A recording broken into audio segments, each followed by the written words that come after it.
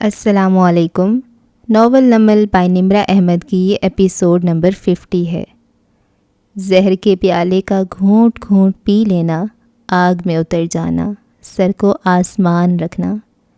کافی دیر پہلے جس وقت ہاشم کاردار سعدی سے فون پر اس کے ڈاکومنٹس لانے کی بات کر رہا تھا، اس سے کچھ دیر بعد وہ دونوں سڑک کنارے بنے اس مین ہول کے اوپر رکھی لوہے کی پلیٹ اٹھا کر باہر نکل رہے تھے۔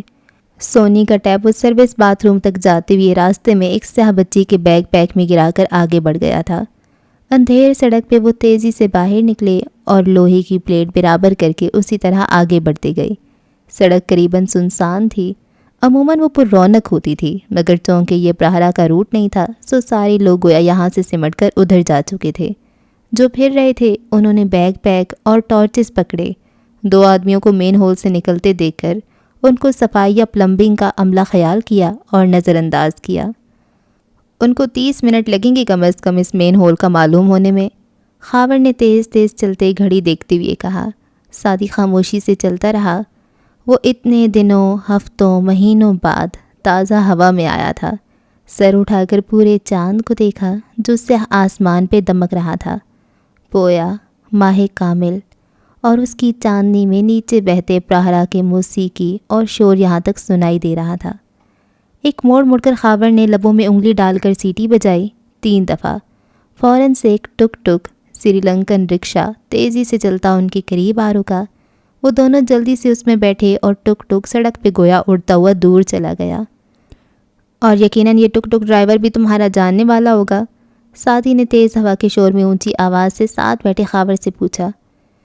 میں نے شہر میں ہاشم کاردار کے لیے برسوں کام کیا ہے، کیا میرے چند وفادار کانٹیکٹس بھی نہیں ہوں گے یہاں؟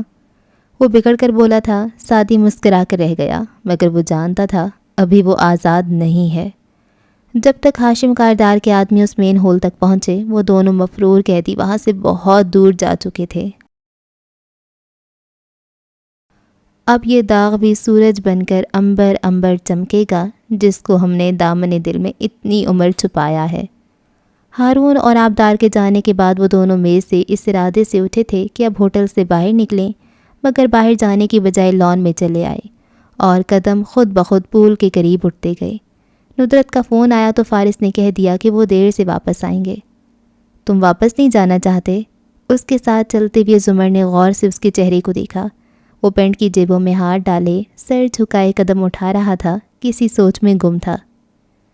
کیا اپنی گرل فرینڈ کو مس کر رہے ہو؟ اسے کال کر لو، شاید کوئی بات رہ گئی ہو جو اس نے تم سے نہ پوچھی ہو۔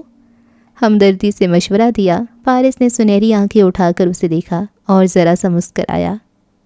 تمہیں اس سے کوئی خطرہ نہیں ہے، وہ معصوم سی لڑکی ہے، سادہ اور مذہبی سی، وہ مجھ میں بالکل بھی انٹرسٹڈ نہیں ہے۔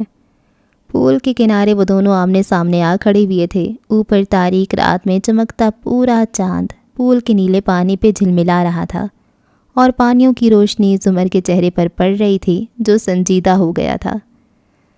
نہ وہ معصوم ہے نہ مذہبی، اس کا اسکارف ایرانی کلچر کا حصہ ہے یا اس کو اپنے بال نہیں پسند۔ مذہبی اسکارف ایسا نہیں ہوتا۔ مجھے تو وہ ایک بگڑی بچی کے سوا کچھ نہیں لگی۔ خیر وہ اتنی اہم نہیں ہے کہ ہم اس کو ڈسکس کریں۔ تم بتاؤ گھر کیوں نہیں جانا چاہتے؟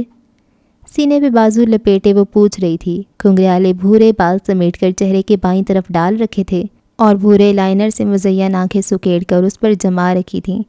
ناک میں پڑی سونے کی بالی ماہ کامل کی چاندنی میں دمک رہی تھی۔ مجھے ڈپریشن ہوگا زمر، میرے لیے پہلی رات ہمیشہ تکلیف دہ ہوتی ہے۔ تھانے کی پہلی رات، جیل کی پہلی رات، دوبارہ گرفتاری پہ جیل کی پہلی رات، اور اب سر جھکائے جوتے کی نوک سے گھاس کو مسلتے وہ کہہ رہا تھا۔ وہ گھر میرے لیے بہت اہمیت کا حامل تھا، مجھے بہت پیارا تھا، اس کو بیچ کر میں خوش نہیں ہوں۔ اب کیا کرو گے؟ جاب کب ڈھونڈو گے؟ وہ فکر مند تھی۔ وہ باپ بیٹی ذہن سے محو ہونے لگے۔ مل جائے گی جاب، نہیں تو پیسے ہیں میرے پاس، چھوٹا موٹا کاروبار تو کر ہی سکتا ہوں، کندھے جھٹک کر لاپرواہی سے بولا تھا۔ ندرت بھابھی چاہتی ہیں کہ تم ریسٹوران میں ان کے ساتھ شراکت داری کر لو یا اوپر والے پورشن میں کچھ بنوا لو۔ اس نے استہزائیہ سر جھٹکا تھا۔ وہاں سارے رشتہ دار آتے ہیں ہمارے، میں ان سے نہیں ملنا چاہتا۔ فارس تم بے گناہ ہو، عدالت نے تمہیں بری کیا ہے، تو کیوں بھاگتے ہو اپنے رشتہ داروں سے؟ زمر بی بی، لوگوں کو اس بات سے غرض نہیں ہوتی کہ یہ آدمی بے گناہ تھا یا گنہگار۔ جیلوں میں جانے والے 90% لوگ مجرم ہوتے ہیں، مگر لوگ سمجھتے ہیں سب مجرم ہیں. جن نظروں سے میرے رشتہ دار مجھے دیکھتے ہیں، میرے قریب آنے پہ میرے بارے میں سرگوشیاں کرتے ہیں، ان پہ خون جلانے کے لیے میرے پاس نہ وقت ہے نہ توانائی. کہتے ہوئے وہ آگے بڑھا اور پھول کے کنارے بیٹھ گیا. زمر بھی گہری سانس لے کر ساتھ آ بیٹھی. ڈنر کے دوران کی گئی جیل کی باتوں نے اسے ڈسٹرب کر دیا تھا. میں چاہوں بھی تو تہرے قتل کے الزام سے کبھی پیچھا نہیں چھڑا سکتا. میں کبھی بھی نارمل نہیں ہو سکتا. وہ سنجیدگی سے سر جھکائے کہہ رہا تھا. مگر میں ہونا چاہتی ہوں. وہ گھٹنوں پہ تھوڑی ٹکائے پورے چاند کو پانی میں تیرتے دیکھ کر گویا خود سے بولی. میں بھی اس برف کو پگھلانا چاہتی ہوں، مگر مجھے نہیں پتا میں کیا کروں. تمہارے بارے میں سوچوں یا نہیں. فارس نے گردن پھیر کر اسے دیکھا. وہ اداس نظر آ رہی تھی. تمہارا اور میرا ایک ساتھ کوئی مستقبل نہیں ہے. اس رات جو میں نے اس ریسٹوران میں کہا تھا، میں اس کے لیے شرمندہ ہوں، مگر وہ سچ تھا. جلد یا بد دیر ہم الگ ہو جائیں گے. مگر زمر نے اس دفعہ برا نہیں مانا. وہ نارمل رہی. تو پھر کب دے رہے ہو تم مجھے طلاق؟ پھول میں جیسے چاند سے کوئی چیز آن گری تھی. کچھ چٹخنے کی آواز سی آئی. طلاق الگ ہونے کا واحد راستہ نہیں ہوتی. گو کہ میرے دل میں تمہارے لیے کوئی عناد نہیں ہے، صرف محبت ہے، عزت ہے. مگر میں ایک قرض آدمی ہوں. میرے ساتھ بہت سے مسئلے ہیں. میرے دشمن ہیں، میری دشمنیاں ہیں. میں بہت جلد خود کو تم سے الگ کر دوں گا تاکہ میری قرض تمہیں مزید نقصان نہ دے. پہلے بھی تمہارا بہت نقصان ہو چکا ہے. وہ میری قسمت تھی فارس. زندگی میں پہلی دفعہ اس نے تسلیم کیا. وہ میرا قصور تھا. میں اپنے سے جڑی کسی عورت کی حفاظت نہیں کر سکتا. وہ پول کے پانی کو دیکھتے ہوئے یاسیت سے کہہ رہا تھا. مگر اس نے گہری سانس لی. جب تک ہم ساتھ ہیں ہم خوش تو رہ سکتے ہیں نا زمر، ایک اچھے کپل کی طرح. اور زمر سے کوئی جواب نہیں بن پڑا جب فارس کا موبائل بجنے لگا. اس نے ایک نظر دیکھا. آپا کالنگ. اس نے کال کاٹ کر فون آف کر دیا. ہماری کریزی فیملی ہمیں خوش نہیں رہنے دے گی، وہ جل کر بولا تھا. جب بتا دیے کہ نہیں آ رہے ہم گھر تو بار بار کال کر کے بلائیں گے کہ بھنڈی گوشت بنائے، آ کر کھا لو. وہ ایک دم زور سے ہنسی. دفتن اس کا اپنا موبائل تھر تھرانے لگا. زمر نے ہنسی رو کر اسکرین فارس کے سامنے لہرائی. حنین کالنگ، اور کال کاٹ دی. وہ سلسلہ کلام جوڑنے ہی لگا تھا کہ گھر کے PTCL سے کال آنے لگی.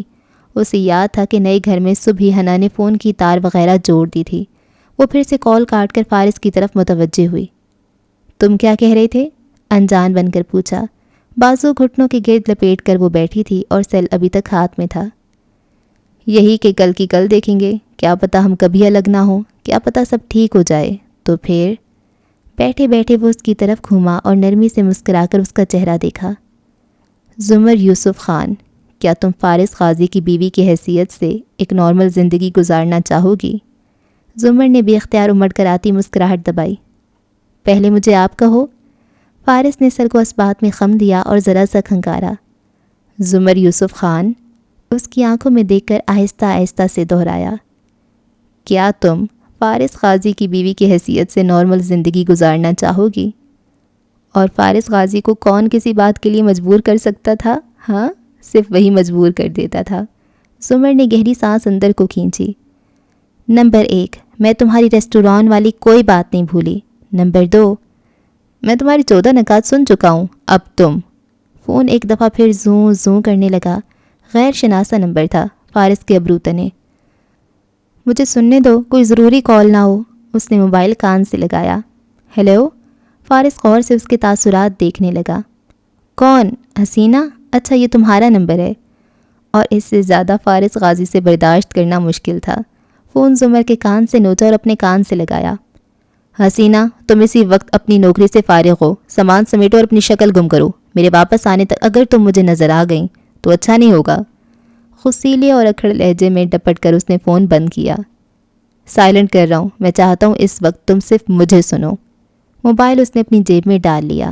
زمر سمجھی اس نے واقعی سائلنٹ کیا ہے، مگر اس نے خاموشی سے فون آف کر دیا تھا. کیا سنوں؟ وہ تھوڑی گھٹنے پہ رکھے دلچسپی سے اسے دیکھنے لگی. نیلے پول کے اوپر جھلملاتی چاندی منعکس ہو کر فارس کے چہرے پہ پڑ رہی تھی. ارد گرد ٹہلتے لوگوں سے بے نیاز وہ بس اس کو دیکھے گئی. سویٹر کے آستین ذرا پیچھے چڑھائے منہ میں کچھ چباتے ہوئے وہ پانی کو دیکھ رہا تھا. اس کے سوال پہ سنہری آنکھوں کا رخ اس کی طرف موڑا. مجھے نوٹس ملے تھے. سوری. تمہاری کلاس میں جو نوٹس تم نے کاپی کروا کر دیے تھے وہ مجھے ملے تھے، میں نے پھینک دیے تھے، مجھے تم سے ریمیڈیل کلاس لینے کا بہانہ درکار تھا۔ زمر کے ابرو استحجاب سے اٹھے، چہرہ گھٹنوں سے اٹھا لیا۔ تمہیں وہ سب لیکچرز، وہ ٹاپک سمجھ آتے تھے، پھر میں کیوں گھنٹہ گھنٹہ تمہارے ساتھ کھپاتی تھی؟ وہ برا نہیں مانی تھی، اسے دھکا سا لگا تھا۔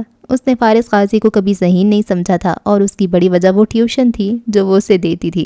ایک ہی ٹاپک بار بار اس کو پڑھانا پڑتا تھا۔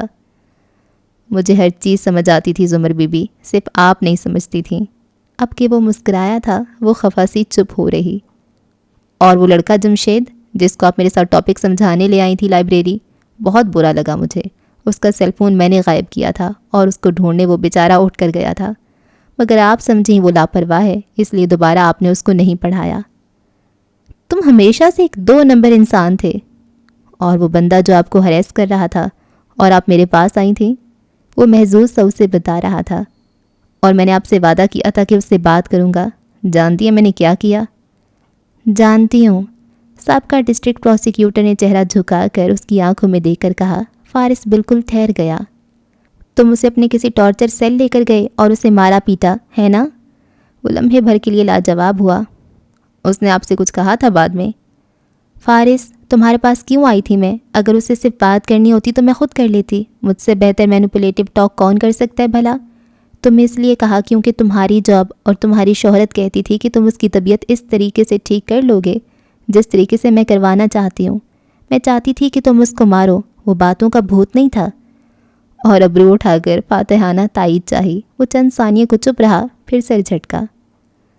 تم میں اور مسز کاردار میں کبھی کبھی مجھے زیادہ فرق نہیں لگتا۔ پھر جیسے کچھ پوچھنے لگا، مگر ارادہ بدل دیا، کم از کم آج کی رات نہیں۔ اور بتاؤ، اور کیا کچھ کر چکے ہو تم میرے علم میں لائے بغیر؟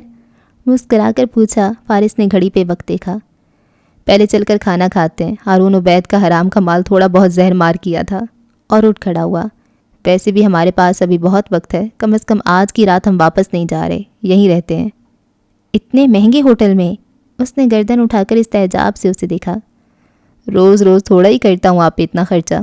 مسکرا کر اس نے ہاتھ بڑھایا، اور پگھلنے والے انکار نہیں کیا کرتے۔ وہ اس کا ہاتھ تھام کر اٹھ کھڑی ہوئی۔ اب پول کنارے وہ دونوں ایک دوسرے کے مد مقابل کھڑے تھے، ایک دوسرے کی آنکھوں میں جھانکتے۔ تم ہمیشہ میرے سامنے ایک مختلف روپ میں آتے ہو۔ پہلے تم میرے رشتہ دار تھے، پھر اسٹوڈنٹ بنے، پھر میرے مجرم، پھر ایک کاغذی انتقامی رشتے کا ایک پرزہ، پھر شادی کے لیے میرے پارٹنر بنے، پھر ایک بے گناہ انسان کی حیثیت سے میرے سامنے کھلے، پھر میرے کلائنٹ بنے، اب شوہر بن جاؤ گے۔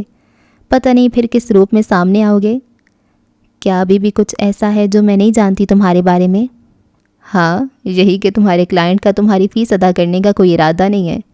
وہ سوال سے بچتا تھا، سو مسکراہٹ دبا کر بولا تو وہ ہنسی، پھر مصنوعی خفگی سے بولی، نمبر 1، اب مجھے اس بات سے فرق نہیں پڑتا کہ تم اور میں مستقبل میں ساتھ رہیں گے یا نہیں۔ میں مزید کوئی پلاننگ کیے بغیر، نفع نقصان سوچے بغیر اس شادی کو قبول کرنے کے لیے تیار ہوں۔ مگر نمبر 2، اس کا یہ مطلب نہیں ہے کہ میرے دل میں تمہارے لیے کوئی فیلنگز ہیں، کیونکہ نمبر 3، میں تمہاری ریستوران والی کوئی بات نہیں بھولی، اور نمبر 4، ابھی تک۔ اس کی آنکھوں میں آنکھیں ڈال کر اعتماد سے بولی، آئی ہیٹ یو۔ وہ مسکرا کر اس کی طرف جھکا، آئی ہیٹ یو ٹو۔ اور اس نے بہت دقت سے مسکراہٹ لبوں پہ روکی تھی۔ چاندنی میں نہائے جھلملاتے پانی کے ساتھ سبزہ زار پہ وہ دونوں ساتھ ساتھ آگے بڑھنے لگے۔ اور اولف صحیح کہتا تھا، کچھ لوگ واقعی اس قابل ہوتے ہیں کہ ان کے لیے پگھلا جائے۔ برا نہ مان، میرے حرف زہر سہی، میں کیا کروں کہ یہی زباں کا ذائقہ ہے۔ کھانے کے بعد ہنا اپنے کمرے میں آئی تو اس نے فوراً سے پہلے میمونہ کو کال ملائی۔ میمونہ اس سے 2 سال سینئر تھی، کالج میں دونوں ساتھ تھے، کسی کام کے سلسلے میں تعارف ہوا اور پھر دوستی ہو گئی۔ وہ حافظ قرآن تھی اور شادی شدہ تھی، ایک بیٹا بھی تھا۔ میمونہ باجی، آپ میری نماز نگہبان بنیں گی کچھ دن کے لیے؟ مہذب انداز میں مدعا بیان کر کے اس نے پوچھا۔ حنین، دیکھو میں اول تو کسی کی ذمہ داری لیتی نہیں، لیکن اگر لوں تو اسے آخری سانس تک نبھاتی ہوں۔ میں ہر روز فجر کی اذان کے 45 منٹ بعد تمہیں کال کر کے پوچھوں گی کہ تم نے نماز پڑھی یا نہیں، اور روز رات کو تمہیں مجھے ٹیکسٹ کر کے بتانا ہوگا کہ تم نے 5 میں سے کتنی نمازیں پڑھی ہیں۔ جس دن تم کوتاہی کرو گی میں تم سے وضاحت مانگوں گی، اور مجھے امید ہے کہ تم خود کو اور مجھے شرمندہ نہیں کرو گی۔ میمونہ سے ویسے ہی ایک ریزروڈ سا رشتہ تھا، اب تو مزید لحاظ آ گیا۔ وہ جلدی سے بولی، انشاءاللہ میں صبح اٹھ جاؤں گی۔ اور زندگی میں پہلی دفعہ حنین یوسف کو سمجھ آیا تھا کہ بچے کو نماز پڑھانے کے لیے ماں باپ کو ان پہ سختی کیوں کرنی چاہیے، عادتیں ڈالنے کے لیے سختی کرنی پڑتی ہے۔ اس نے فون بند کر کے اوپر آسمان کی طرف دیکھا۔ اللہ تعالیٰ، ہمیشہ میں نے الارم کلاک پہ بھروسہ کیا ہے، مگر آج نہیں۔ کل صبح آپ مجھے اٹھائیں گے، مجھے نہیں پتہ کیسے، یہ میرا مسئلہ نہیں ہے، لیکن آپ مجھے اٹھائیں گے ہر حال میں۔ ان سے دور کولمبو کی اس برف رات میں تیزی سے بھاگتا ٹک ٹک بالآخر ایک جگہ رکا۔ وہ دونوں بنا کچھ کہے اترے اور پھر جہاں خاور چلتا گیا وہ اس کے ساتھ کھینچا چلا آیا۔ سڑک پار کرتے وہ دفتن رکا، سر کو جھٹکا، گلے پہ ہاتھ رکھا۔ خاور نے چونک کر اسے دیکھا۔ کیا ہوا؟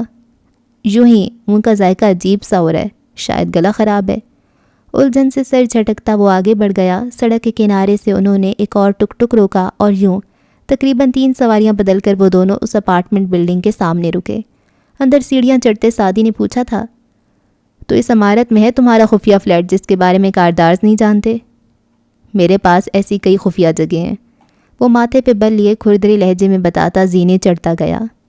فلیٹ معمولی اور سستا سا تھا۔ ساتھی گردن ادھر ادھر گھماتا طائرانہ نظروں سے جائزہ لیتا اندر داخل ہوا۔ بیگ صوفے پہ دھرا، خاور سیدھا اندرونی کمرے میں چلا گیا۔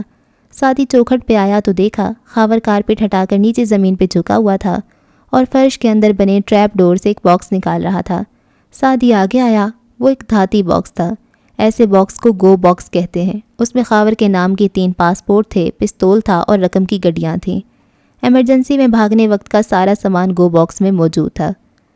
اب ہمارے پاس پیسے بھی ہیں اور پلان بھی۔ اب سعدی، ہمیں فیس 2 پہ عمل کرنا ہے۔ وہ نوٹ نکال کر باہر رکھتے ہوئے کہہ رہا تھا، یعنی کہ ہم نے تمہارا نام کلیئر کروانا ہے، ہاشم کے سامنے تمہیں بے گناہ ثابت کرنا ہے۔ جانتا ہوں۔ وہ کندھے اچکا کر مڑا، پھر دروازے کی چوکھٹ پکڑ کر رکا، ہلکا سا دوہرا ہوا۔ خاور نے پھر سے چونک کر اسے دیکھا۔ مسئلہ کیا ہے؟ میں ٹھیک ہوں، شاید کچھ غلط کھا لیا تھا۔ وہ سر کو پھر سے نفی میں جھٹکتا باہر لاؤنج میں چلا گیا۔ ذرا دیر گزری تو خاور کو اس کے کھانسنے کی آواز آئی۔ وہ تیزی سے اٹھا اور باہر کو لپکا۔ کچن سنک پہ جھکا وہ کراہتا ہوا کہہ کر رہا تھا، کیا کھایا تھا تم نے؟ خاور تشویش سے کہتا اس کے سر پہ آ پہنچا۔ وہ دوہرا ہوا، نڈھال سا چہرہ جھکائے، مزید کہہ کے لیے منہ کھولے ہوئے تھا، نکاہت سے کرا بھی رہا تھا۔ میری نے شاید کھانے میں کچھ ملایا تھا۔ ٹھہرو، شاید کوئی دوا رکھی ہو، تمہاری جان میرے لیے بہت قیمتی ہے۔ کہہ کے وہ دوسری طرف لپکا اور کیبنٹ کھولی۔ دفتن خاور ٹھہرا، مگر 1 منٹ، ہم نے تو اس کھانے کو چکھا ہی نہیں تھا۔ وہ چونک کر پلٹنے لگا تھا کہ اس کے سر کی پشت پہ زور سے کوئی بھاری چیز آ کر لگی۔ خاور بے اختیار آگے کو لڑکا، مگر پھر ہاتھ سلے پہ رکھے سنبھلنا چاہا، لیکن سعدی نے پیچھے سے اس کی گردن دبوچی اور مخصوص رگ کو دباتا گیا۔ خاور نے پوری قوت سے مزاحمت کرنی چاہی، ہاتھ پیر مارے، سلیب سے شیشے کے گلاس گر کر ٹوٹ گئے، مگر اس کی مزاحمت دم توڑتی گئی اور گردن ڈھلک گئی۔ آف کورس ہم نے وہ کھانا نہیں کھایا تھا۔ اس کو کندھوں سے تھامے زمین پہ احتیاط سے لٹاتے ہوئے حشاش بشاش سا سعدی بولا تھا، تمہیں بروقت یاد آ گیا، مگر بہت سی باتیں تم بھول گئے کرنل خاور۔ اس کے سر پہ کھڑے وہ پرتپش نگاہوں سے اس کے بے ہوش وجود کو دیکھ رہا تھا۔ یہی کہ اپنے دشمن کو درخت پہ چڑھنا نہیں سکھاتے۔ تم اور میں دشمن تھے، ہیں اور رہیں گے۔ تم نے میرے وعدے پہ اعتبار کیا، نہیں کرنا چاہیے تھا۔ میں وہ سچا ایماندار سعدی یوسف نہیں رہا جو وعدے سے نہیں پھرے گا۔ کمار کی موت کے ساتھ وہ کھو گیا ہے۔ تمہارا نام کلیئر کروانے کا ارادہ نہ میرا کل تھا نہ آج ہے۔ میں نے تمہیں صرف استعمال کیا کیونکہ صرف تم اس جیل کو توڑنے میں میری مدد کر سکتے تھے، اور وہ تم نے کر دی۔ تھینکس بٹ نو تھینکس، کہہ کر وہ اندرونی کمرے کی طرف چلا گیا، اور جب باہر آیا تو کندھے پہ بیگ میں خاور کی تمام رقم اور اسلحہ رکھا تھا۔ اس کا ایک پاسپورٹ بھی وہ لے آیا تھا، باقی چھوڑ آیا تھا۔ ایک نظر اس نے کچن میں بے سود گرے خاور پہ ڈالی اور پھر وہ پی کیپ اٹھائی جو کارنس پہ دھری تھی، اور اسے پہنتے ہوئے وہ باہر نکل گیا۔ دروازہ باہر سے بند کرنا وہ بالکل نہیں بھولا تھا۔ تیز تیز زینے اتر کر وہ عمارت سے باہر نکل آیا، اور اب پورے چاند کی اس یخ بستہ رات میں اندھیر سڑک پہ اپنا پی کیپ والا سر جھکائے، جیبوں میں ہاتھ ڈالے، کندھے پہ بیگ لٹکائے وہ دور چلتا جا رہا تھا۔ بالآخر وہ آزاد تھا۔ زخم جتنے بھی تھے سب منسوب قاتل سے ہوئے۔ تیرے ہاتھوں کے نشان اے چارہ گر دیکھے گا کون۔ ہوٹل کے ملکونہ زخم جتنے بھی تھے سب منسوب قاتل سے ہوئے، تیرے ہاتھوں کے نشان اے چارہ گر دیکھے گا کون۔ ہوٹل کے ملوکانہ سویٹ میں بیڈ پہ سونی کمبل میں دبکی بے خبر سو رہی تھی، اور وہ بھی سونی کی طرح مطمئن سا ٹانگ پہ ٹانگ جمائے بیٹھا جواہرات کو دیکھ رہا تھا، جو بے چینی سے ادھر ادھر چکر کاٹ رہی تھی۔ جب تک وہ ان کا پیچھا کر سکتا تھا اس نے کیا، لیکن جب یہ یقین ہو گیا کہ وہ ان کی قید سے نکل چکے ہیں تو ہاشم اطمینان سے اس صوفے پہ آ کر بیٹھ گیا تھا۔ اب کیا ہوگا ہاشم؟ وہ دونوں نکل گئے۔ سعدی کی تصویر سے ملتا جلتا اسکیچ اور خاور کی اصلی تصویر پولیس کو دے دی ہے۔ وہ ان مسنگ لوگوں کی تلاش شروع کر چکی ہے، ہمارے آدمی بھی لگے ہیں۔ جیل کو ہم نے صاف کر کے اس میں فالتو سامان بھر دیا ہے، اور اب وہ بیسمنٹ سٹور سے زیادہ کچھ نہیں ہے۔ ہم ان کو نہ بھی پکڑ سکے تب بھی کوئی ثبوت نہیں ہے کہ سعدی کو ہم نے قید کر کے رکھا تھا۔ ثبوت؟ اس نے بے یقینی سے ہاشم کو دیکھا۔ ثبوت کی پرواہ کس سے ہے؟ سعدی چھوٹتے ساتھ ہی گھر کال کرے گا اور سب کو بتا دے گا۔ ان کے تمام نمبرز ہم ٹیپ کر رہے ہیں، سری لنکا سے آنے والی کال پکڑی جائے گی، ہمیں علم ہو جائے گا۔ وہ ای میل کر سکتا ہے، اور چلو کال تم پکڑ بھی لو تو وہ تو ان سب کو بتا چکا ہوگا۔ اتنا عرصہ اس کو اس لیے قید رکھا کہ وہ ہمارے راز نہ کھولے، اور اب وہ شدید پریشان تھی۔ ہاشم نے اچنبے سے ابرو اٹھائی۔ آپ کے خیال میں اسے اتنا عرصہ اس لیے مقید رکھا کیونکہ میں اس کے منہ کھولنے سے ڈرتا تھا؟ میں اپنے لیے ڈرتا تھا؟ ظاہر ہے ہمیں نقصان ہوگا اس کا منہ کھلنے سے۔ ممی، اگر میں اس سے ڈرتا ہوتا تو شیرو کی بجائے میں نے اس کو گولیاں ماری ہوتیں، مگر میں نے تب بھی بار بار شیرو سے کہا تھا کہ میں سعدی کو سنبھال لوں گا۔ ممی، اس کے منہ کھولنے سے ہمیں کوئی نقصان نہیں ہے۔ صوفے کی پشت پہ بازو پھیلائے وہ مطمئن سا بیٹھا تھا۔ تو پھر ہم نے کیوں اسے اتنا عرصہ خاموش کرائے رکھا؟ کیونکہ بول کر وہ اپنی فیملی کو خطرے میں ڈالے گا۔ مجھے اس کی فیملی کی فکر تھی، میں نہیں چاہتا تھا کہ ان لوگوں کے ساتھ مزید کچھ برا ہو، لیکن اگر وہ بولے گا تو ظاہر ہے مجھے اس سب کو فکس کرنا پڑے گا۔ جتنے لوگوں کو بتائے گا اتنے لوگ ہمارے نشانے پہ آ جائیں گے۔ ہمیں کوئی نقصان نہیں ہو سکتا ممی، وہ اس وقت ولنریبل ہے۔ جواہرات بالکل ساکت سی ہو کر اسے دیکھے گئی۔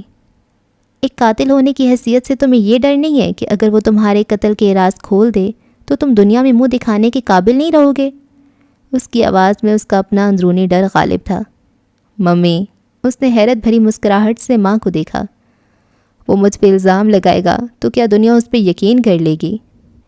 It would be his word against mine. وہ کیا ہے؟ جج کو بلیک میل کرنے والا، ایک گارڈ کو قتل کرنے والا، اور اس کے اپنے مبینہ قاتل نے اس کے بارے میں اعتراف جرم میں کہا تھا کہ وہ منشیات کی خرید و فروخت میں ملوث ہے۔ ایسے شخص کی کیا کریڈیبلٹی ہوتی ہے؟ اور میں کیا ہوں؟ شہر کے بااثر وکلاء میں سے ایک، آئل لابی کا کنٹرولر، فلانتھروپسٹ، جس کو کبھی کسی کرمنل کیس میں مطلوب نہیں قرار دیا گیا۔ میں وائٹ کالر باعزت آدمی ہوں، میری ایک کریڈیبلٹی ہے، میرے مقابلے میں اس کی بات کا کون یقین کرے گا؟ فرق اس سے نہیں پڑتا کہ کیا کہا جا رہا ہے، فرق اس سے پڑتا ہے کہ کون کہہ رہا ہے۔ کوٹ سے نادیدہ گرد جھاڑتے ہوئے اس نے بے نیازی سے کہا تھا۔ جواہرات دھیرے سے کرسی پہ بیٹھی، اس کا دماغ ہنوز سن تھا۔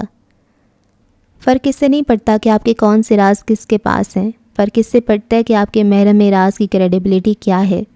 وہ خود سے بولی تھی، ایک سکون سا تھا جو اس کے پورے وجود کو اپنی لپیٹ میں لیتا گیا۔ لیکن اس کی فیملی تو اس کا یقین کرے گی ہاشم، پھر کیا ہوگا؟ پھر وہ کوٹ کا بٹن بند کرتے ہوئے اٹھا اور سنجیدگی سے ماں کو دیکھتے ہوئے بولا، پھر ہاشم سب سنبھال لے گا، اور ڈریسنگ روم کی طرف بڑھ گیا۔ جواہرات بھی اپنے کمرے میں جانے کے لیے اٹھ گئی۔ ایک طویل، سرد اور سنسنی خیز رات اپنے اختتام کو پہنچی تھی۔ صرف احساس ندامت، ایک سجدہ اور چشم تر۔ اے خدا، کتنا آسان ہے منانا تجھ کو۔ اگلی فجر پہ دھند غائب تھی، بالکل ندارد، صفر۔ بادل بھی عنقا تھے اور جامنی آسمان صاف تھا۔ ابھی فجر میں چند ساعتیں باقی تھیں۔ ایسے میں نئے گھر میں حنین رضائی میں لیٹی، آنکھیں موندے بے خبر سو رہی تھی۔ ماتھے پہ کٹے بال بکھرے تھے اور باقی تکیے پہ پھیلے تھے کہ مینڈک کی ہیئت کی مخلوق اس کے کندھے پہ چپکے سے آ بیٹھی، اور اس نے اپنی لمبی سونڈ کے ذریعے حنا کے دل کو پکڑا اور پھر اس پہ گرہ لگائی۔ 1 2 3۔ حنا بے خبر سوتی رہی، ساری دنیا سوتی رہی۔ اے اوڑ لپیٹ کر لیٹنے والے، اٹھو اور خبردار کرو۔ دفتن ایک جھٹکے سے حنا کی آنکھیں کھلیں۔ اس نے ادھر ادھر دیکھا، پھر آس پاس ہاتھ مارا، موبائل اٹھا کر روشن کیا۔ کیا وہ الارم سے اٹھی تھی؟ 5 الارم لگائے تھے اس نے، مگر پہلے الارم کے بجنے میں ابھی 4 منٹ رہتے تھے۔ پھر وہ کس چیز سے اٹھی؟ آذان کی آواز سے؟ مگر اذان میں ابھی 10 منٹ تھے، پہلی اذان تو ابھی ہوئی ہی نہیں تھی۔ اور اپنے رب کی ہی بڑائی بیان کرو۔ حنین سن رہ گئی، کوئی آواز اس کو سنائی دی تھی، بھولی ہوئی سورہ المدثر جو اس کو جاگتے میں بھی یاد نہ آتی، آج سوتے میں یاد آئی تھی۔ وہ مخلوق بھی خاموشی سے اس کے دل کو جکڑے بیٹھی رہی۔ سب تعریف اس اللہ کی جس نے ہمیں مار دینے کے بعد زندہ کر کے اٹھایا اور اسی کی طرف ہم نے پلٹنا ہے۔ وہ اللہ کا نام لیتے ہوئے ایک دم اٹھ بیٹھی، دل کو باندھے ہوئے 3 گرہوں میں سے ایک چھناکے سے ٹوٹی۔ ہنا کچھ دیر وہیں بیٹھی رہی۔ وہ کیسے اٹھ گئی؟ آج آنکھیں کھولتے اسے موت کیوں نہیں پڑی؟ احساس ذمہ داری تھا یا کیا؟ اور اپنے کپڑوں کو پاک صاف رکھو اور ہر قسم کی گندگی سے اپنے آپ کو دور رکھو۔ وہ سر جھٹک کر بستر سے نکلی اور جب وہ سنک کے اوپر کھڑی ٹوٹی کھول کر وضو کرنے لگی تو دل پہ دوسری گرہ بھی جھٹکے سے ٹوٹ گئی۔ آدھی بھیگ کر وہ باہر نکلی اور جائے نماز اٹھانے لگی، پھر رکی، جلدی سے الماری میں گئی۔ اس دن درزی سے 2 نئے سردیوں کے جوڑے سل کر آئے تھے۔ اب ان لوگوں میں سے نہیں رہی تھی جو نیا جوڑا کسی کے گھر جاتے ہوئے پہلی دفعہ پہنیں گے کہہ کر الماری میں سنبھال کر رکھ لیتے ہیں۔ نیا جوڑا سب سے پہلے نماز میں پہننا ہوتا ہے۔ اس نے بال برش کیے، چوٹی گوندھی، نیا لباس پہنا، سلیقے سے دوپٹہ چہرے کے گرد لپیٹا اور جائے نماز پہ آ کھڑی ہوئی۔ اللہ اکبر کہہ کر جیسے ہی رفع یادین کیا، دل پہ لگی تیسری گرہ بھی ٹوٹ گئی، مگر وہ مخلوق ہار ماننے کو تیار نہ تھی۔ وہ اس کے کان میں بولنے لگی، اس کو پچھلے دن کے کام یاد کروانے لگی، ذہن میں شک ڈالا کہ یہ دوسری رکعت ہے یا پہلی، اس میں بیٹھنا ہے یا نہیں بیٹھنا۔ پھر ہاشم کا چہرہ دکھانے لگی، مگر اسے علاج مل چکا تھا۔ نماز کے دوران ہی ہنا نے اعوذ باللہ من الشیطان الرجیم پڑھ کر بائیں طرف کو تھوک دیا۔ اعوذ باللہ معجزے کر دیتا ہے، لوگ آزماتے نہیں، ورنہ اس سے بڑی دوا کیا ہوگی کوئی۔ باقی کی نماز سکون سے پڑھی گئی۔ سلام پھیر کر جب اس نے دعا کے لیے ہاتھ اٹھائے تو سمجھ نہیں آیا کہ کیا مانگے۔ دل میں کوئی عجیب سی خوشی ابھری تھی، بار بار ادھر ادھر دیکھتی۔ وہ کیسے اٹھ گئی؟ اور یہ اٹھ جانے میں کتنا مزہ تھا، کتنا سکون تھا۔ اس اندھیرے میں اپنی اندھیر زندگی کے بارے میں اس نور والے سے باتیں کرنا کتنا اچھا لگ رہا تھا۔ او اللہ، سب تعریف آپ کے لیے ہی ہے۔ آپ نے مجھے فجر دے دی، برسوں بعد میں فجر پہ اٹھی۔ او اللہ۔ زندگی میں پہلی دفعہ حنین یوسف کو سمجھ آیا تھا کہ رسول اللہ صلی اللہ علیہ وآلہ وسلم، ہمارے پیارے رسول اللہ صلی اللہ علیہ وآلہ وسلم، کیوں ان کو فجر کی 2 رکعتیں دنیا میں سب سے زیادہ عزیز تھیں؟ کیوں رحلت فرمانے سے پہلے آخری سانسوں میں وہ فرماتے رہے تھے نماز نماز نماز؟ اور یہ کیفیت یہ وہی چکھ سکتا ہے جو فجر اور تہجد پہ اٹھتا ہے۔ ہر شخص اپنے کمائی ہوئے اعمال کے بدلے میں رہن ہے، سوائے دائیں بازو والوں کے جو جنتوں میں ہوں گے اور پوچھیں گے مجرموں سے کہ کیا چیز لے گئی تمہیں جہنم میں؟ جہنم والے کہیں گے نہ تھے ہم نماز پڑھنے والے۔ جائے نماز طے کر کے وہ اٹھی اور کھڑکی میں آ کھڑی ہوئی۔ پٹ کھول کر سرد ہوا کو اس نے اندر آنے دیا۔ وہاں ایک خوبصورت کالونی نظر آ رہی تھی۔ نئے گھر سے کسرے کاردار جیسا منظر نہیں نظر آتا تھا، مگر اسے وہ منظر دیکھنا بھی نہیں تھا۔ کیا چیز لے کر گئی تمہیں جہنم میں؟ وہ کہیں گے نہ تھے ہم نماز پڑھنے والے، نہ تھے ہم نماز پڑھنے والے۔ اس نے آنکھیں بند کر کے سرد ہوا کو محسوس کرنا چاہا۔ آج اسے کچھ بہتر مل گیا تھا۔ حنین کے خیال میں وہ اب بھی اللہ سے ویسی محبت نہیں کرتی تھی جیسی کرنی چاہیے، مگر وہ اب اللہ تعالیٰ سے ایک ریلیشن شپ ضرور بنانا چاہتی تھی۔ اللہ کے سامنے اس کا امپریشن ٹھیک ہو جائے، اللہ اس کی تعریف کرے۔ اس کے دل میں سب سے بڑی تمنا یہی رہ گئی تھی، اور وہ جو اللہ کو پسند ہے، فجر کی نماز، اس کو اس نماز سے محبت ہو گئی تھی۔ آج اسے اعلیٰ محبت اور ادنا محبت میں فرق سمجھ آ گیا تھا۔ ٹھنڈی ہوا میں کھڑی حنین نے آج اس نے ہاشم کاردار کو دل سے جانے دیا تھا۔ مرض عشق کی جس برف نے اس کے دل کو جما دیا تھا، فجر کی پہلی کرن نے اسے پگھلا دیا تھا۔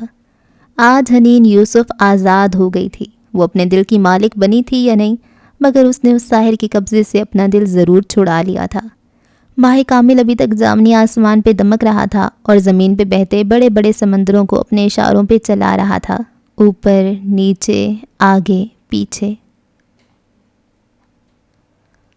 کچھ اب سنبھلنے لگی ہے جاں بھی، بدل چلا دور آسماں بھی، جو رات بھاری تھی ٹل گئی ہے، جو دن کڑا تھا گزر گیا وہ۔ صبح ایسا سنہرا سونے کی تھال سے جھلملاتا سورج آسمان پہ چمکا تھا کہ سارے شہر نے پگھل کر انگڑائی لی۔ کوئی جمود سا ٹوٹا، دھند سی چھٹی اس اونچے ہوٹل کا وسیع و کشادہ مرکزی بیڈ روم، سنہرے رنگ میں آراستہ دکھائی دیتا تھا۔ قیمتی دیوار گیر پردے کھڑکی کے آگے سے ہٹے تھے اور دھوپ پورے کمرے کو روشن کر رہی تھی۔ سنہری ڈریسنگ ٹیبل کے کنارے فارس بیٹھا تھا اور سامنے اسٹول پہ بیٹھی خود کو آئینے میں دیکھ کر بال برش کرتی زمر کو دیکھ رہا تھا۔ وہ چہرہ بائیں طرف جھکائے بالوں کے سروں میں برش چلاتے ہوئے بولی، اب گھر چلتے ہیں، اس سے پہلے کہ سب سمجھیں ہم باقی بھاگ چکے ہیں۔ فارس نے بے اختیار سر جھٹکا۔ فی الحال وہ مجھے اپنے گھر والے کم اور سسرال والے زیادہ لگ رہے ہیں۔ وہ ہلکا سا ہنستی اور چہرہ جھکائے بال برش کرتی رہی۔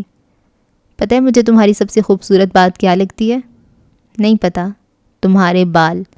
اس نے ہاتھ بڑھا کر نرمی سے اس کی چند گھنگریالی لٹیں انگلیوں میں اٹھائیں۔ زمر نے بھوری آنکھیں اٹھا کر اسے دیکھا اور مسکرائی۔ ہاں، میرے بالوں کے کرلز ہمیشہ سب کو پسند رہے ہیں۔ نہیں، ان کے کرلز نہیں، مجھے ان کا رنگ پسند ہے۔ رنگ؟ زمر نے ایک دم چونک کر برش رکھ دیا۔ ہاں، ان کا براؤن کلر۔ زمر نے بے اختیار تھوک نکلا مگر وہ اپنی دھن میں کہہ رہا تھا، سادی اور سیم کے بال بھی براؤن ہیں مگر تمہارا کلر بہت مختلف، بہت خوبصورت ہے۔ وہ نرمی سے اس کے بالوں کو چھو کر کہہ رہا تھا۔ زمر نے ذرا غیر آرام دہ ہو کر برش رکھا۔ میرے بالوں کا رنگ بھی سادی کی طرح ہے، مطلب میرا اصل کلر، یہ چاکلیٹ براؤن تو میں ڈائی کرتی ہوں۔ اور اپنے بال نرمی سے چھڑا لیے۔ فارس کو چند لمحے اس کی بات کا مطلب سمجھ نہیں آیا۔ وہ بس سنہری آنکھیں سکیڑ کر اسے دیکھنے لگا۔ کیا مطلب؟ فارس، میرے بال سادی جیسے ہی ہیں، یہ ذرا زیادہ براؤن میں نے خود کیے ہیں، مجھے ایسے اچھے لگتے ہیں۔ میرا فون کیا تم نے آف کر دیا تھا؟ اس نے اپنا فون اٹھاتے ہوئے تشویش سے پوچھا۔ ایک منٹ، یہ اصلی کلر نہیں ہے، مگر جب میں نے تمہاری یونیورسٹی میں داخلہ لیا تھا تب بھی تمہارے بالوں کا یہی کلر تھا۔ میں 22 سال کی عمر سے بال ڈائی کر رہی ہوں فارس، پاکستان کی ہر تیسری لڑکی بال ڈائی کرتی ہے۔ اف، اتنے میسیجز۔ وہ اسکرین کو دیکھ رہی تھی۔ جب وہ کچھ نہ بولا تو سر اٹھا کر اسے دیکھا۔ وہ ابھی تک اچنبھے سے اسے دیکھ رہا تھا۔ تمہارا مطلب ہے تم 7-8 سال سے مجھے دھوکہ دے رہی ہو؟ قانوناً اس کی کیا سزا ہوتی ہے؟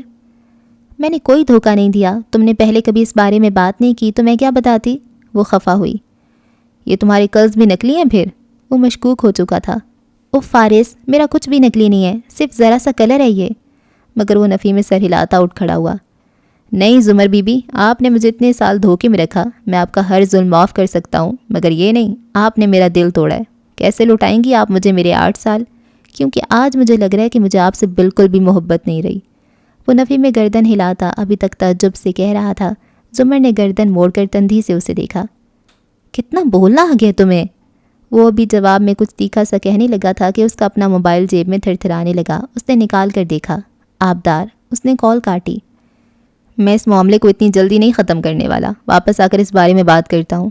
اس کا تو بھائی واقعی دل ٹوٹ گیا تھا۔ خفا سے لہجے میں کہہ کر وہ باہر نکل گیا اور پھر اپنے دوسرے چھوٹے موبائل سے کال بیک کی۔ آبی نے فوراً اٹھا لیا تھا اور اس کی آواز سن کر چہکی تھی۔ تو فارس غازی کا بلاک نمبر بھی ہے؟ امید ہے یہ بگ نہیں ہو رہا ہوگا کیونکہ مجھے آپ سے بہت خاص بات کرنی ہے۔ آئندہ میری بیوی سے اس ٹون میں بات مت کیجیے گا۔ وہ اندر زمر سے خفا لہجے میں شکایت کرنے والا فارس غازی سے بالکل مختلف اور سنجیدہ لگ رہا تھا۔ آبدار کو لمحے بھر کے لیے سمجھ نہیں آیا، پھر رات والا اپنا رویہ یاد آیا تو دانتوں تلے زبان دی۔ میرے منہ سے نکل گیا تھا، میں تو… وہ مجھے بہت عزیز ہے اور جتنی عزت میں اس کی کرتا ہوں آپ سے توقع کرتا ہوں آپ بھی کریں گی۔ اب بتائیے کیا بات تھی؟ ہموار مگر بے لچک انداز میں رات والا ادھار چکا کر وہ بولا تھا۔ وہ چند لمحے خاموش رہی۔ سادی اور خاور کل جیل توڑ کر فرار ہو گئے ہیں۔ میں نے رات کو آپ کو بہت کالز کی مگر آپ کا فون آف تھا، بجھے لہجے میں بولی۔ کیا؟ وہ ایک دم ششتر رہ گیا، بے اختیار پیشانی مسلی، ہونٹوں پہ بند مٹھی رکھی۔ سمجھ نہیں آیا کہ جذبات کو کیسے قابو کرے۔ ہاشم نے بابا کو بتایا کہ وہ انہیں اب تک نہیں ڈھونڈ پائے، اب معلوم نہیں ڈھونڈ کر چھپا لیا ہے یا واقعی وہ دونوں لاپتہ ہو چکے ہیں۔ فارس نے کچھ کہے بنا فون رکھ دیا اور جب وہ واپس کمرے میں گیا تو بالکل خاموش تھا۔ گھر آ کر اس نے زمر کو سب کے سوالوں کے جوابات دینے چھوڑ دیا اور خود اس اوپری منزل کے بیڈ روم میں آ گیا جو زمر اور اس کے لیے ندرت نے سیٹ کیا تھا۔ اس نے لیپ ٹاپ نکالا اور اس پہ ایک محفوظ شدہ لنک کھولا۔ جو پین، زہریلا پین اس نے سادی کو بھیجا تھا، اس میں جی پی ایس ٹریسر لگا تھا۔ اسکرین پہ وہ جی پی ایس ایکٹیو سگنل دے رہا تھا۔ کل رات سے پہلے تک وہ اس علاقے میں تھا جہاں ہارون عبید کا ہوٹل تھا، مگر آج صبح وہ اس ہوٹل سے کئی کوس دور ایک پارک میں آ کر رک گیا تھا اور ابھی تک ایکٹیو تھا۔ سادی کے پاس اگر وہ پین تھا تو وہ اتنے گھنٹوں سے اس پارک میں کیوں بیٹھا تھا، یا پھر وہ پین کس کے پاس تھا؟ وہ ایک دم بہت پریشان ہو گیا۔ پچھلے 8 ماہ سے اس کو معلوم تھا کہ سعدی یوسف کہاں ہے، مگر پہلی دفعہ اس نے سعدی کی لوکیشن کھو دی تھی۔ شاید اس نے صبح میں زمر کو کال کی ہو، مگر فارس نے سر دونوں ہاتھوں میں گرا دیا۔ پچھلے 8 ماہ کی انتھک محنت کے بعد پہلی دفعہ وہ صرف اپنے اور زمر کے بارے میں سوچنا چاہتا تھا۔ اس نے سوچا تھا زندگی پہ اس کا بھی حق ہے، اور کم از کم کچھ دیر کے لیے زمر ساری دنیا سے کٹ کر صرف اس کی باتیں سنے، اس کو وقت دے۔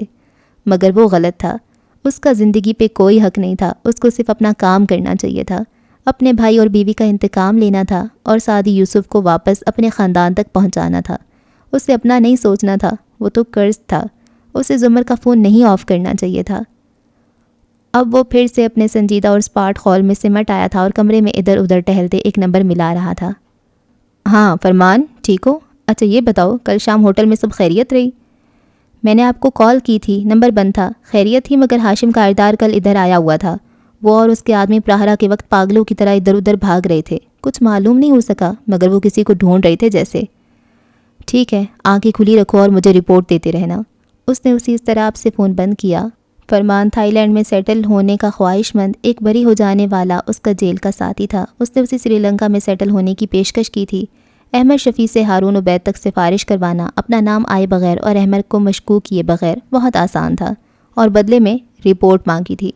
اب وہ کچھ عرصے سے اسی ہوٹل میں کام کر رہا تھا۔ اس کی رسائی کچن کے نیچے بنی جیل تک تو نہ تھی، مگر جہاں تک اس کی آنکھیں جاتی تھیں وہ غازی کو خبر دے دیا کرتا تھا۔ اب اس نے ایک اور نمبر ملایا۔ انایا، تم ہسپتال میں نائٹ ڈیوٹی پہ تھے کل رات؟ Okay good. تمہارے سامنے والی بلڈنگ میں رات کو یا صبح میں کوئی آیا ہے؟ اچھا، اگر کوئی حرکت نظر آئے، کوئی آمد و رفت ہو تو مجھے خبر کرنا۔ وہ ایک ایک کر کے ہاشم کاردار کی ملکی و غیر ملکی جیلوں کے قریب موجود اپنے دوستوں کو فون کر رہا تھا۔ وہ اس کے چاروں خفیہ جیلوں کے بارے میں جانتا تھا۔ اگر وہ دونوں مفرور قیدی ان جیلوں میں نہیں لائے گئے تھے تو یقیناً ہاشم ان کو ابھی تک نہیں پکڑ سکا تھا، لیکن اگر وہ آزاد تھے تو سعدی نے فون کیوں نہیں کیا تھا؟ زمر کے علاوہ کسی اور کو بھی تو فون کر سکتا تھا۔ وہ یقیناً کسی مشکل میں تھا۔ 8 ماہ پہلے یوسف خاندان نے سعدی یوسف کو کھویا تھا، مگر فارس غازی نے اسے کل رات کھویا تھا، اور اب اس کو ڈھونڈنے کا ایک ہی طریقہ تھا، مگر اس سے پہلے اسے ایک کام اور کرنا تھا۔ اپنے چہرے پہ پرانے برف تاثرات سجائے وہ کچھ ڈاکومنٹس لے کر کسی سے بات کیے بنا وہ گھر سے باہر آ گیا۔ جب وہ کار کو ان لاک کر رہا تھا تو زمر اس کے پیچھے باہر آئی۔ کوئی مسئلہ ہے فارس؟ تم پریشان لگ رہے ہو۔ میں ٹھیک ہوں، تمہارے ڈاکٹر کے پاس جا رہا ہوں ڈونر کے ڈاکومنٹس لے کر۔ بدقت ذرا سا مسکرا کر فائل اوپر اٹھا کر دکھائی اور کار کے اندر بیٹھا۔ یہ وہ پہلے ہی طے کر چکے تھے کہ زمر کی ضرورت نہیں تو صرف وہی جائے گا، مگر اتنی جلدی کیا تھی اسے کار باہر نکالتے دیکھ کر زمر نے سوچا، مگر خیر، اسے فارس پہ بھروسہ تھا، وہ سنبھال لے گا۔ اس لمحہ خیر و شر میں کہیں ایک ساتھ ایسی ہے جس میں ہر بات گناہ نہیں ہوتی، سب کار ثواب نہیں ہوتا۔ ڈاکٹر قاسم نے اپنی کرسی سے اٹھ کر خوش دلی سے اس کا استقبال کیا۔ جینس پہ بھورا سویٹر پہنے، چہرے پہ سنجیدہ اور برف تاثرات سجائے، اس سنہری گہری آنکھوں کو ڈاکٹر قاسم پہ نظریں جمائے سامنے کرسی پہ بیٹھا اور ٹانگ پہ ٹانگ جما لی، فائل اپنے سامنے رکھ لی۔ مجھے خوشی ہے کہ آپ سے بالآخر ملاقات ہو رہی ہے، بہت سنا تھا آپ کے بارے میں۔ وہ خوش دلی سے بولے تھے۔ اس کے لیے کافی آرڈر کرنی چاہی، مگر اس نے انکار کر دیا۔ جو بھی بری باتیں سنی آپ نے وہ سب درست ہیں، وہ سر کو خم دے کر بولا تھا۔ نہیں، اچھی بھی سنی ہے۔ خیر، وہ جلد مدعے پہ آ گئے۔ زمر اپنے بارے میں بہت لاپرواہی برتتی ہیں، انہیں بہت پہلے ٹرانسپلانٹ کروا لینا چاہیے تھا۔ خیر، وہ کہہ رہی تھی کہ آپ کے پاس کسی ڈونر کی رپورٹس ہیں، کہاں سے کروائے ہیں ٹیسٹ؟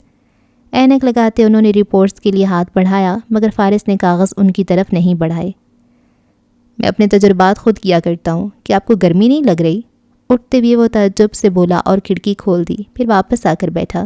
ڈاکٹر قاسم نے قدرے حیرت سے اسے دیکھا، پھر سر جھٹک کر اینک اتار کے رکھی۔ تو کون ہے یہ ڈونر؟ کوئی ڈونر نہیں ہے، میں نے زمر سے جھوٹ بولا تھا کہ میرے پاس ڈونر ہے۔ کمرے میں ایک ششتر سا سناٹا چھا گیا، پھر وہ اسی بے مہری سے بولا، میں نہیں چاہتا کہ وہ سرجری کروائے، آپ ڈاکٹر قاسم اس کی سرجری نہیں کریں گے۔ ڈاکٹر قاسم کے چہرے پہ بے پناہ شوق سا ابھرا۔ غازی صاحب، ان کی جان کو خطرہ ہے، انہوں نے سرجری نہ کروائی تو وہ جان سے جائیں گی۔ ان کو بہت افسوس ہوا تھا، وہ ہلکا سا مسکرایا۔ آپ کی شرٹ بہت نفیس ہے۔ ڈاکٹر قاسم نے اس کو یوں دیکھا گویا اس کا دماغ چل گیا ہو، پھر گردن جھکا کر اپنی شرٹ کو دیکھا تو لمحے بھر کو وہ برف کا مجسمہ بن گئی۔ ان کی شرٹ پہ عین دل کے مقام پہ سرخ نقطہ تھا، روشنی کا نقطہ، سرخ لیزر جو کھڑکی سے ہوتا ہوا ان کے دل پہ نشانہ لیے ہوئے تھا۔ اپنے دشمنوں کو جیل نہیں بھیجنا چاہیے، مار دینا چاہیے، کیونکہ جیل جانے کے بعد وہ خطرناک لوگوں سے دوستی کر لیتے ہیں، جیسا میرا یہ دوست جو برابر کی عمارت میں سنائپر گن لیے بیٹھا ہے اور اس کی گن کا نشانہ عین آپ کے اوپر ہے۔ نہ نہ نہ نہ، فون کی طرف ہاتھ مت بڑھانا ورنہ وہ گولی چلا دے گا۔ ڈاکٹر قاسم نے گردن اٹھا کر بے یقینی سے اس کو دیکھا۔ وہ ٹیک لگا کر بیٹھا پرسکون سا بولے جا رہا تھا، ساتھ ہی منہ میں کچھ چبا رہا تھا۔ اس فریم کو دیکھیں۔ اس کے اشارے پہ ڈاکٹر قاسم نے نظر اٹھا کر دیوار پہ لگے فریم کو دیکھا جس میں ان کا کوئی سرٹیفکیٹ آویزاں تھا۔ ایک سرخ لیزر سپاٹ وہاں بھی نظر آ رہا تھا۔ اگلے ہی لمحے بنا آواز کے ایک گولی فضا کو چیرتی ہوئی آئی اور اسی نقطے کی جگہ پہ آ پیوست ہوئی۔ فریم کا شیشہ چکنا چور ہو گیا۔ ڈاکٹر قاسم کا رنگ سفید پڑنے لگا۔ یہ کیا مذاق ہے فارس قاضی؟ اوہ سوری، یہ ریہرسل تھی۔ اگر تم ہلے تو وہ اگلی گولی تمہاری اوپر چلائے گا، اس لیے میں نے کھڑکی کھول دی تاکہ اگر وہ تمہیں مارے تو کم از کم یہ معصوم شیشہ نہ ٹوٹے۔ خیر، ہم زمر کی بات کر رہے تھے۔ ذرا مسکرا کر ان کے چہرے پہ اپنی پرتپش نظریں جمائے وہ چبا چبا کر کہنے لگا، کتنے پیسے دیے کاردارز نے میری بیبی کو یہ یقین دلانے کے لیے کہ وہ مرنے والی ہے، اس کا گردہ ضائع ہو چکا ہے، وغیرہ وغیرہ۔ دیکھو، مجھے نہیں پتا تم کس ڈاکٹر کے پاس گئے ہو، مگر وہ محتاط انداز میں بولنے لگے تھے، مگر وہ ایک دم آگے کو جھکا اور زور سے ہاتھ مار کر میز کی ساری چیزیں پرے دھکیل دیں۔ سب کچھ زمین بوس ہو گیا۔ انسان ایک شخص پہ کبھی شک نہیں کرتا اور وہ ہوتا ہے اس کا ڈاکٹر۔ میز پہ دونوں ہاتھ رکھے جھک کر غصے سے وہ ہرایا تھا۔ تم نے اتنے ماہ میری بیوی کو ٹارچر کیا، اس کو پل پل مارتے رہے، صرف اس لیے کہ تمہارے بیٹی کی پوری فیملی کو انہوں نے باہر سیٹل کرا دیا، تمہاری بیٹی کا پارٹ 2 ایگزام کلیئر کروا دیا۔ تمہیں کیا لگتا ہے عین میری گرفتاری سے کچھ روز پہلے تم اس کو اچانک سے بلا کر اچانک سے چند ٹیسٹ کروا کے کہو گے کہ اس کا کڈنی فیل ہو چکا ہے، اور پھر میرے کیس کے دوران وہ مجھ سے کہے گی کہ اس نے میرے کیس اور اپنے ڈونر کے درمیان کسی کو چننا ہے، اور میں اتنا گدھا ہوں جو یہ نہیں سمجھوں گا کہ یہ سارا ڈرامہ تم لوگ مجھے جیل میں رکھنے کے لیے رچا رہے ہو تاکہ وہ میرا کیس نہ لڑے۔ ساتھ ہی زور سے میز پہ ہاتھ مارا۔ ڈاکٹر قاسم نے دونوں ہاتھ اٹھا دیے۔ ان کے ماتھے پہ پسینے کی بوندیں تھیں اور وہ بار بار اضطراب سے سر جھٹکتے تھے۔ 1 منٹ بھی نہیں لگا مجھے سمجھنے میں کہ اس کے ڈاکٹر کو کاردارز خرید چکے ہیں۔ آخر 4 سال سے وہی اس کے میڈیکل بلز پے کرتے ہیں نا، ان کی کمپنی کا تو بالواسطہ رابطہ رہتا ہے تمہارے ساتھ۔ واپس کرسی پہ بیٹھا، ٹیک لگائی، ٹانگ پہ ٹانگ جمائی اور پھر اسی برہم انداز میں بولا، میرے دوست کی گن تمہاری اوپر تنی ہے، مجھ سے جھوٹ مت بولنا، سچ سچ بتاؤ کاردارز نے کیا کرنے کے لیے کہا تھا تم سے؟ ڈاکٹر قاسم نے چند گہرے سانس لیے۔ روشنی کا سرخ دبا ابھی تک شرٹ پہ پڑا ہوا تھا۔ بدقت وہ کہنے لگا، مسز کاردار نے کہا تھا کہ میں اس کی دوا بدل دوں، کسی طرح اس کا آرگن ضائع ہو جائے اور اس کو دوبارہ سرجری کروانی پڑے۔ اس سب میں لگ کر وہ تمہارے کیس کو وقت نہیں دے پائے گی اور وہ اپنی مرضی کے وکیل کو تمہارے ساتھ جوڑ دیں گے، مگر دیکھو میں برا آدمی نہیں ہوں، میں نے ایسا نہیں کیا۔ مجھے پتہ ہے تم نے ایسا نہیں کیا، وہ درستی سے اسے گھورتے ہوئے بولا۔ حالانکہ دوسرے ڈاکٹرز نے بھی اسے یہی کہا کہ گردہ ضائع ہو گیا ہے، مگر چونکہ وہ جن پہ اعتبار کرتی ہے ان پہ مکمل اعتبار کرتی ہے، سو یقیناً وہ صرف انہی ڈاکٹرز کے پاس گئی ہوگی جن کے پاس تم نے اسے بھیجا ہوگا۔ تمہیں کیسے پتا کہ اس کا گردہ ضائع نہیں ہوا؟ کیونکہ جس ڈونر کو میں جانتا ہوں اس کا آرگن کبھی ریجیکٹ نہیں ہو سکتا۔ اسے زمر بہت عزیز تھی، اس کی قربانی ایسے ضائع نہیں ہو سکتی۔ ڈاکٹر قاسم نے گہری سانس لے کر اس بات میں سر کو خم دیا۔ سعدی یوسف، آف کورس اس کا گردہ ٹھیک ہے، وہ پرفیکٹ میچ تھا، وہ چند سال اور چل جائے گا اچھے سے۔ اور یقیناً تم نے زمر کی دوا بھی بدلی ہے کیونکہ وہ زرد اور بیمار لگنے لگی ہے۔ مجھے چند فیک سمپٹمز ڈالنے تھے تاکہ اسے محسوس ہو کہ وہ بیمار ہو۔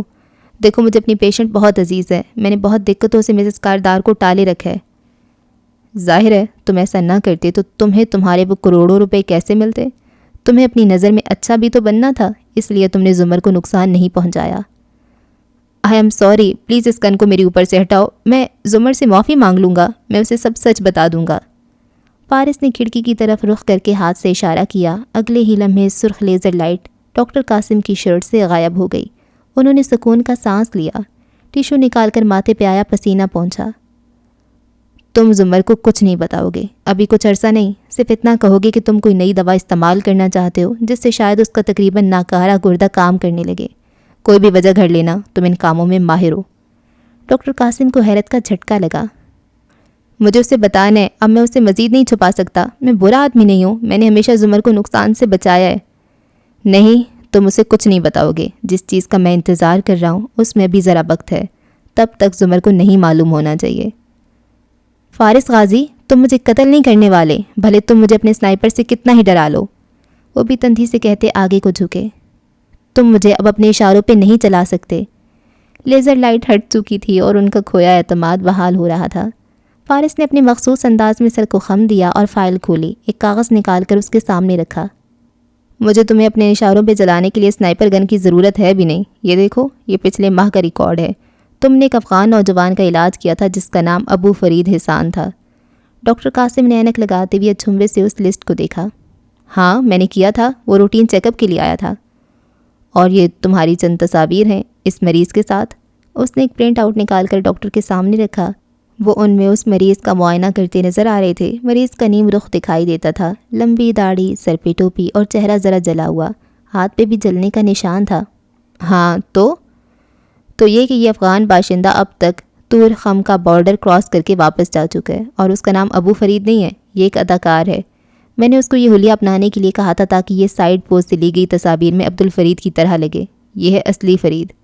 اس نے ایک اور تصویر نکال کر ڈاکٹر کے سامنے ڈالی. وہ ایک ذرا جلے ہوئے چہرے والے نوجوان کی تھی.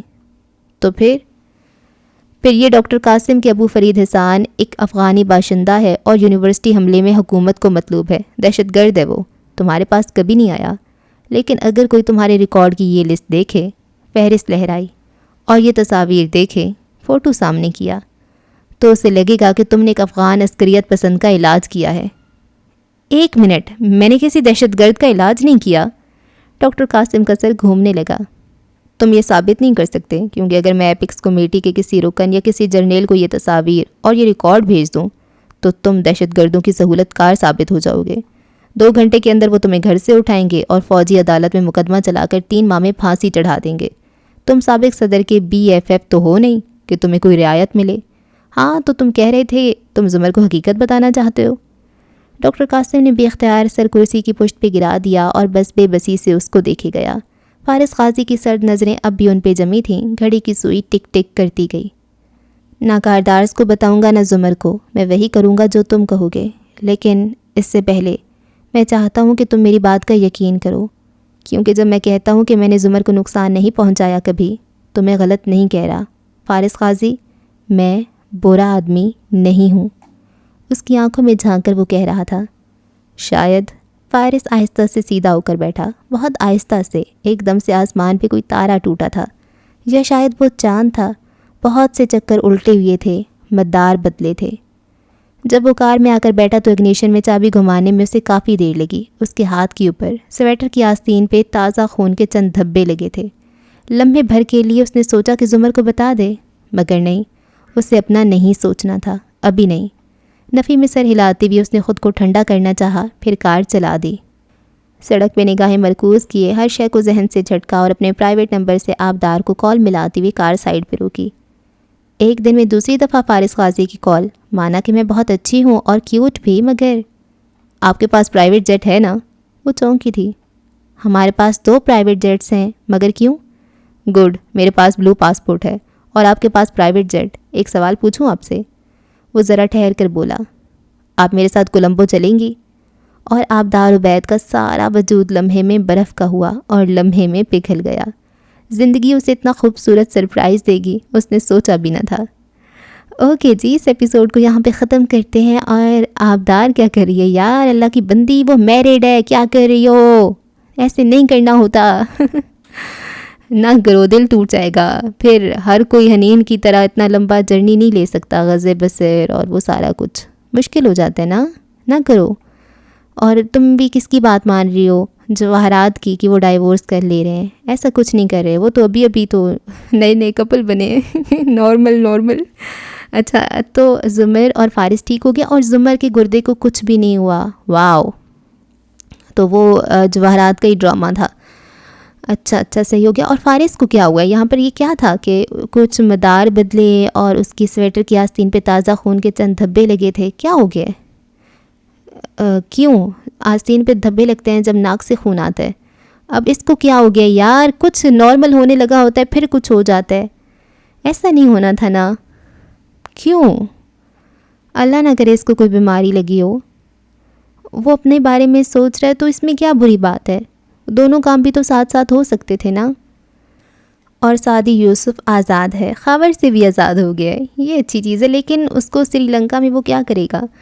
چلو وہ زمر کو تو کال نہیں کرے گا کیونکہ وہ اتنا اسمارٹ تو ہے کہ وہ اس کی کال ٹریس ہو جائے گی. دوسری بات یہ ہے کہ وہ نا اس کو تو ان کی زبان ہی نہیں آتی، تھوڑی بہت تو خیر آ گئی تھی، گزارا چل سکتا ہے، اشاروں میں بھی بندہ سمجھا سکتا ہے. اور ہاشم، اچھا پھر ہاشم اگر سدھرنے والا تھا تو اب ہاشم پھر سے کہہ رہے کہ ہمیں کوئی مسئلہ نہیں ہے، مسئلہ ان کو ہوگا جن کو یہ بتائے گا. تو وہ سعدی کو ہی مار دیتا پھر. اب وہ جن کو بتائے گا ان کو ہاشم ٹپکاتا رہے گا، ایسے سکون سے بیٹھا ہوا ہے. کوئی نہیں، یہ ٹھیک ہو رہا، بس تھوڑا سا اس کو پچھتاوا ہوا تھا، پھر نارمل ہو گیا، ویسے ہی ہو گیا، مطلب جیسا یہ تھا ایول. خیر جی، اور زمر اور فارس کی کیوٹ سے سینز مجھے اچھے لگے ہیں، اور حنین نماز پڑھنے لگ گئی ہے اور اس کے دل سے ہاشم نکل چکا ہے. اور کیا ہوا ہے، آبدار نہیں اچھا کر رہی. بس جی، اگلی ایپیسوڈ میں ہوتی ہے ملاقات، تب تک رکھیں دعاؤں میں یاد. اللہ حافظ.